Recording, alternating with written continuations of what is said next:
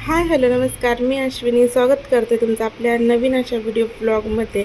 तर आज आपल्या या बकऱ्यांच्यात अजून 2 मेंबर ॲड झाले होते. कुणाचं आहे बाळ? पी घे बाळाची, पी घे. झोपव त्याला, गा गा कर, बाळाला गा गा कर. पी घे आता. चल म्हणा बाहेर जाऊ आपण, चल बाश, त्याला म्हणा बाहेर जाऊ, चल. चला तर मग तुम्ही कृष्णाच्या आणि त्याच्या बाळाच्या गप्पा जर ऐकल्याच असतील. झालं असं होतं की त्याचं बाळ भरपूर वेळ झाला त्याला सापडतच नव्हतं. मग मी त्याला सापडून दिलं. त्यावेळेस तो त्याला खवळत होता आणि त्याला जायचं होतं बाहेर. पण मी कडी लावली होती कारण की घरी कोणीच नव्हतं आणि त्याला थोडंफार घ्यायला साई वगैरे असं तर तो पण मामाच्या गावाला सुट्टीला गेला. तर मला स्वयंपाक करून घ्यायचा होता आणि त्याला बाहेर जायचं म्हटलं की कोणतरी त्याच्यासोबत लागतंच. त्याच्यामुळे मी दोन्हीकडचे दरवाजे पॅक असे लावून घेतले आणि मला फक्त ना आज स्वयंपाकामध्ये बाजरीची भाकरी आणि हरभऱ्याची पातळ भाजी करायची होती.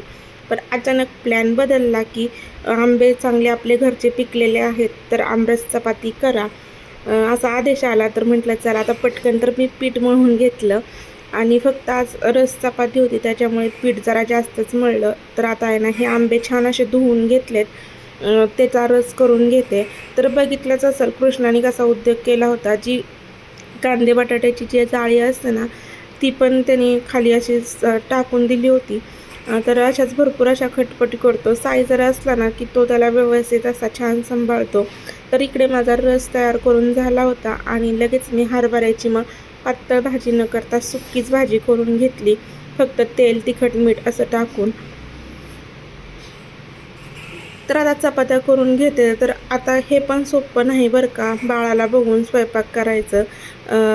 भरपूर म्हणजे मोठं काम असतं मला तरी वाटतं.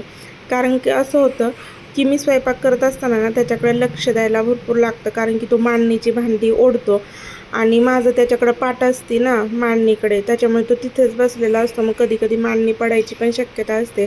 मग त्याच्यामुळे माझ्या चपात्या कधी जळतात तर कधी तुटतात सुद्धा. पण असो, कारण की बाळ सांभाळून काम करायचं सोपं नाही. तर बघितलंच असेल मी आता चपात्या करताना ना त्यांनी अख्खी भांडी खाली घेतली होती.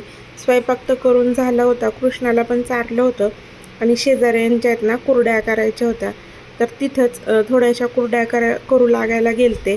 त्यांचं काम करता करता मी माझं पण काम केलं, ते म्हणजेच व्हिडिओ काढायचं. तर आता कसं झालं आहे ना, पावसाळा कधी उन्हाळा कधी हे कळतच नाही. त्यामुळे मग आता ज्यावेळेस कुरड्या केल्या ना त्या दिवशी भरपूर असा पाऊस झाला, तुम्हाला पुढे पाहायला तर मिळेलच. तर आमची तर असं असतं बघा, कुरड्या वगैरे कोणाच्या करायच्या म्हटल्या ना की वस्तीतल्या बायका सगळ्या एकत्र जमा होतात आणि प्रत्येकीला त्या करू लागतात. तर सगळ्यांचे सोरे आहेत ना हे वेगवेगळे होते. कोणाच्या सोऱ्यांनी जाड येत होत्या तर कोणाच्या सोऱ्यांनी पातळ अशा कुरड्या येत होत्या. तर आमचं या इकडे ना असंच चाललं होतं की कोणाच्या चांगल्या येतात आणि असं म्हणजे मज्जा मस्ती चालू होती. तर तिथं मला कृष्णाने काय जास्त वेळ थांबूच दिला नाही, तो रडायला लागला. मग घरी आले, त्याचं सगळं आवरलं, म्हणजे त्याला खायला घालून तर गेलतेच पण आंघोळ घालून त्याला झोपी लावलं.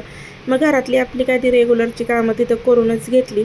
सासूबाईंनी आज दिवसभर ती डाळ हरभरे भरडायचं काम केलं होतं. ती डाळ स्वच्छ करून ठेवली आणि त्यानंतर बाजरीचं दळणसुद्धा केलं. मला मात्र गव्हाचं दळण करायचं होतं कारण की कृष्णा झोपला होता आणि तो उठल्यावर मग मी त्याला त्यांच्याकडे दिला आणि त्यानंतर गव्हाचं दळण करून घेतलं. आता दुपारचे 2:15च वाजले होते. पावसाचं वातावरण झालं होतं अगदी.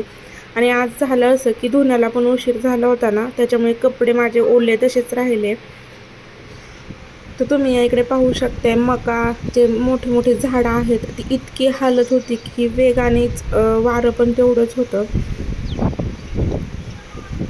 तर आता आम्हाला जायचं होतं गाडी आणण्यासाठी, पण जायला भेटते की नाही हेच मनात चाललं होतं. कारण की गाडी आणायची म्हणजे 1-2 दिवस आधीच फोन आला होता आम्हाला की गाडी पूजण्यासाठी या. तर कोणाची गाडी आणायची आहे, काय करायचं आहे तर तुम्हाला पुढे पाहायला मिळेलच. यासाठी व्हिडिओ स्किप न करता शेवटपर्यंत नक्कीच बघा. आता जे कपडे होते ना ओले ते मी घरातच वाळायला टाकले.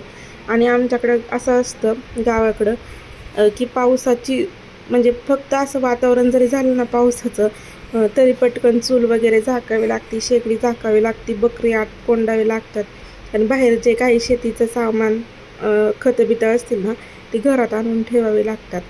तर बघा आपले आंबे आहेत ना छान असे पिकलेले आहेत आणि खूप छान त्याचा अख्ख्या घरात आहे ना वास दरवळतोय. तर म्हटलं चला वातावरण पण छान असं पावसाचं झालं आहे तर एक आंबा खाऊन घेऊ. तर मला आहे ना कोणाकोणाला कापून आंबा खायला आवडतो तर कोणाकोणाला तसाच आवडतो. तर मला आहे ना कापून आंबा खायला अजिबात आवडत नाही. तर मी तसाच एक आंबा खाऊन घेतला.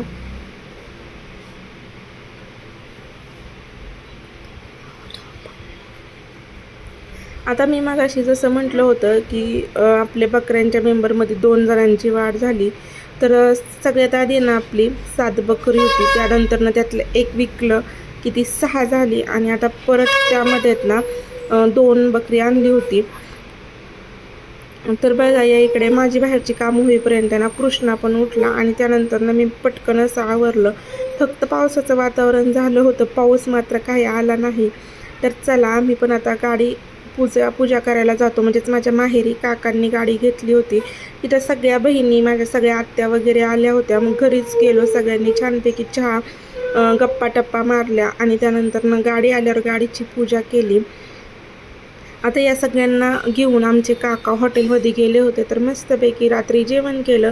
अशा पद्धतीने आजचा व्हिडिओ होता. आवडला असल्यास नक्कीच लाईक शेअर आणि सबस्क्राईब करा. Bye bye.